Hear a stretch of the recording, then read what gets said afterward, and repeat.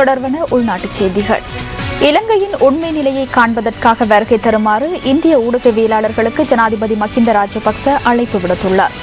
திருப்பதி வெங்கடேஸ்வரர் தேவஸ்தானத்தில் இன்று அதிகாலை வழிபாடுகளில் ஈடுபட்டதன் பின்னர் ஊடகவியலாளர்களிடையே கருத்து வெளியிட்ட போதே ஜனாதிபதி இந்த அழைப்பினை விடுத்துள்ளார். 2 நாள் உத்தியோகபூர்வ விஜயம் மேற்கொண்டு இந்தியாவுக்கு சென்றிருந்த ஜனாதிபதி மஹிந்த ராஜபக்ச இன்று காலை ஆந்திர மாநிலத்தின் திருப்பதிக்கு சென்று வழிபாடுகளில் ஈடுபட்டார். மகாபோதி சங்கத்தின் அழைப்பின் பேரிலேயே ஜனாதிபதி இந்த விஜயத்தினை மேற்கொண்டிருந்தார். திருப்பதி வெங்கடேஸ்வரர் தேவஸ்தானத்தில் இன்று அதிகாலை வழிபாடுகளில் ஈடுபட்டதன் பின்னர் இந்தியாவில் முன்னெடுக்கப்படுகின்ற ஆர்ப்பாட்டங்கள் தொடர்பாகவும் ஊடகவியலாளர்கள் ஜனாதிபதியிடம் கேள்வி எழுப்பியுள்ளனர்.